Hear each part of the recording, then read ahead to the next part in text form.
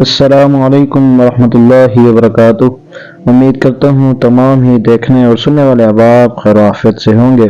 जैसा कि आपका इल्म है कि हम मदनी कायदा बिल्कुल बेसिक से स्टार्ट कर रहे हैं। आज उसी की क्लास नंबर 3 सबक नंबर 3 लेकर हाजिर हुआ हूँ। सबक शुरू करने से पहले एक छोटी सी अर्ज कर रहा हूँ कि अगर अभी तक आपने हमारे चैनल को सब्सक्राइब नहीं किया तो फ़ौरन जाकर हमारे चैनल को सब्सक्राइब कर लीजिए ताकि हर नई आने वाली वीडियो आप तक बआसानी पहुंच सके। आइए अपने सबक का आगाज करते हैं। आइए शामिल हो जाइए मेरे साथ। अल्हम्दुलिल्लाहि रब्बिल आलमीन वस्सलातु वस्सलामु अला सय्यिदिल मुरसलीन अम्मा बाद फ़अऊज़ु बिल्लाहि मिनश शैतानिर रजीम बिस्मिल्लाहिर रहमानिर रहीम। सबक नंबर 3 हरकत। सबसे पहले लाइन से स्टार्ट लेते हैं कि हरकत की जमा हरकत है।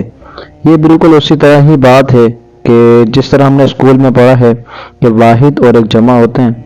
जैसे वाहिद की मिसाल अगर मैं आपको दूं कि कुर्सी, इसकी जमा आती है कुर्सियाँ।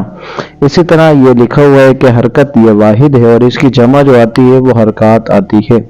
आगे कह रहे हैं ज़बर ज़ेर पेश को हरकत कहते हैं। यानी जब ये तीनों चीज़ें एक साथ होंगी तो क्योंकि जमा हो गई, और जमा कहते ही उसे हैं जो 3 या 2 से ज़ायद हों, उसे जमा कहा जाता है। तो इसी तरह जब ये 3 होंगे तो इसे हरकत कहा जाएगा। अगर कोई सिर्फ ज़बर आ जाता है किसी हर्फ पर, कोई ज़ेर आ जाता है या पेश आ जाता है, तो फिर उस सिर्फ ज़बर या सिर्फ ज़ेर को हरकत नहीं कहेंगे बल्कि उसे हरकत कहेंगे, क्योंकि सिर्फ एक है और जब एक होता है तो उसे हरकत कहते हैं। इसी तरह अगर तीनों एक साथ हों, वैसे तो किसी हर्फ पर तीनों एक साथ नहीं आ सकते, लेकिन अगर एक साथ जिस तरह भी हम इसको पढ़ रहे हैं ज़बर ज़ेर पेश को, तो ये इसी तरह 3 को जब हम पढ़ रहे हैं तो हम इसको हरकत कहते हैं। इसमें यही बात कह रहे हैं कि ज़बर ज़ेर पेश को हरकत कहते हैं। आगे बता रहे हैं ज़बर और पेश ये हर्फ के ऊपर होते हैं और जो ज़ेर होता है ये हर्फ के नीचे होता है। जैसा कि आप नीचे देख सकते हैं कि अलिफ है, उसके ऊपर ज़बर लगा हुआ है और अलिफ के नीचे ज़ेर भी है और अलिफ पर पेश भी है। तो आप देखें ज़बर ऊपर है, ज़ेर नीचे है और पेश ऊपर लगा हुआ है। ये वही बता रहे हैं कि ज़बर और पेश हर्फ के ऊपर जबकि ज़ेर हर्फ के नीचे होता है। अगली बात कर रहे हैं कि जिस हर्फ पर कोई हरकत हो उसे मुतहर्रिक कहते हैं। यानी जैसे अलिफ लिखा हुआ है, इसके ऊपर अब कोई हरकत आ गई। मैंने पहले आपको बताया कि अगर एक आ जाए तो उसे हरकत कहते हैं। इसी तरह अब अलिफ पर ज़बर आया तो क्योंकि ये अकेला आया तो इसलिए हम इसको हरकत कह रहे हैं, और इस अलिफ पर जो हरकत आ गई तो हम इस हर्फ को यानी अलिफ वाले हर्फ को हम मुतहर्रिक कहेंगे। इसी तरह अगली बात कर रहे हैं कि ज़बर मुंह और आवाज़ को खोल कर अदा करें और ज़ेर आवाज़ को नीचे गिरा कर अदा करें और पेश होठों को गोल करके अदा करें। इसमें ये बात बताना चाह रहे हैं कि जैसे हम अलिफ के ऊपर जो ज़बर है इसको पढ़ते हैं कि हमज़ा ज़बर आ। जब आ हमने पढ़ा तो इसके अंदर मुंह भी बिल्कुल खुला और आवाज़ भी खुल रही है। और इसी तरह कह रहे हैं कि ज़ेर आवाज़ को नीचे गिरा कर अदा करें। हम अदा करके देख लेते हैं कि हमज़ा ज़ेर ई, इसमें देखें आवाज़ भी नीचे गिर रही है। और इसी तरह कह रहे हैं कि पेश होठों को गोल करके अदा करें। तो आइए हम भी ज़रा पेश को अदा करके देखते हैं कि हमज़ा पेश ऊ।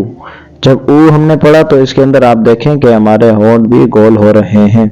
इसी तरह इन्होंने अगली बात कही कि हरकत को बगैर खींचे बगैर झटका दिए नरमी से मारूफ पढ़ें। यानी इन हरकत को पढ़ते हुए बिल्कुल भी ना हमने खींचना है और ना ही इसमें झटका देना है। जैसे हम पढ़ते हैं कि हमज़ा ज़बर आ हमने जब पढ़ा तो इसके अंदर आप देखें कि ना हमने इसको खींचा और ना ही इसमें कोई झटका आया। इसी तरह हम आगे भी पढ़ के देख लेते हैं कि हमज़ा ज़बर आ, हमज़ा ज़ेर ई, हमज़ा पेश ऊ, आ ई ऊ, बा ज़बर बा, बा ज़ेर बी, बा पेश बू, बा बी बू। इसी तरह मुकम्मल तख्ती को पढ़ना है। आगे कह रहे हैं कि अलिफ पर जब कोई हरकत या जज़म आ जाए तो इसे हमज़ा पढ़ें। आप ये सोच रहे होंगे कि यहाँ तो अलिफ लिखा हुआ है लेकिन मैं इसको बार बार हमज़ा पढ़ रहा हूँ, तो हमज़ा पढ़ने की क्या वजह होगी? आपके सवाल का जवाब ही इस लाइन में दे रहे हैं कि इसको हमज़ा में इसलिए पढ़ रहा हूँ क्योंकि अलिफ पर जब भी कोई हरकत आ जाए या फिर जज़म आ जाए, हरकत के बारे में तो आप पढ़ चुके हैं कि ज़बर ज़ेर पेश को حرکات کہتے ہیں، اور اگر زبر آ جائے صرف، یا صرف زیر آ جائے، یا صرف پیش آ جائے تو اسے حرکت کہا جاتا ہے۔ اور جزم جو ہے، جزم انشاءاللہ مائندہ کے سبق میں پڑھیں گے۔ ابھی اسی پہ بات کرتے ہیں حرکت کے اوپر، کہ الف پر جب کوئی حرکت آ جائے یا پھر جزم آ جائے تو اسے حمزہ پڑھیں، اسی وجہ سے اس کو میں حمزہ پڑھ رہا تھا۔ اگلی لائن دیکھتے ہیں کہ اگلی لائن میں کہہ رہے ہیں کہ را پر زبر یا پیش ہو تو را کو اوپر پڑھیں، اور اگر را کے نیچے زیر ہو تو را کو باریک پڑھیں۔ یہاں پر را لکھا ہوا ہے، اب را کو پڑھ کے دیکھتے ہیں کہ را زبر رو، را زیر ری، را پیش رو۔ آپ دیکھیں جب میں را کے اوپر زبر اور پیش کو پڑھا تو اس میں آواز موٹی ہوئی، جیسا کہ را زبر را، اس میں دیکھیں آواز موٹی ہو رہی ہے۔ اور اسی طرح جب ہم نے را کے نیچے زیر پڑھا کہ را زیر ری، اس میں آواز باریک ہو گئی۔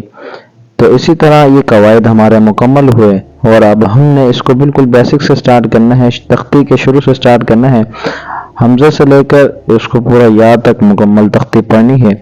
اور اسی طرح مکمل تختی جب آپ پڑھیں گے تو انشاءاللہ آپ کو پڑھنے میں اور آسانی ہوگی۔ یہ کہ آسانی کے لیے میں آپ کو دوبارہ بتا دیتا ہوں کہ آپ نے پڑھنا کس طرح سے۔ آپ نے اس کو بالکل اس طرح پڑھنا ہے کہ جیسے حمزہ زبر آ، حمزہ زیر ای، حمزہ پیش او، آ ای او، با زبر با، با زیر بی، با پیش بو، با بی بو۔ اسی طرح آپ نے مکمل یا تک پڑھنا ہے، اور آخر میں ان الفاظوں کا آپ نے لازمی خیال کرنا ہے، جیسے کہ ہا اور ہا لکھا ہوتا ہے تو اس کی ادائیگی کے اندر لازمی خیال کیجیے گا۔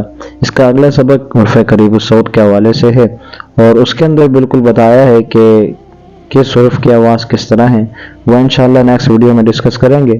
امید کرتا ہوں تمام ہی دیکھنے اور سننے والوں کو اچھا سمجھ میں بھی آیا ہوگا، اور ہماری ویڈیو پسند بھی آئی ہوگی۔ اگر ویڈیو اچھی لگی ہو تو کمنٹ میں اپنی رائے کا اظہار ضرور کیجیے۔ اگر کوئی آپ کا سوال ہو تو اس کو بھی کمنٹ میں ضرور بتائیے، تاکہ اس کو حل کیا جائے اور آپ کی مشکلات کو آسان کیا جائے۔ اگر آپ نے ابھی تک ہمارے چینل کو سبسکرائب نہیں کیا تو فوراً سے جا کر ہمارے چینل کو سبسکرائب کر لیجئے۔ اب دیجئے ہمیں اجازت۔ السلام علیکم ورحمۃ اللہ وبرکاتہ۔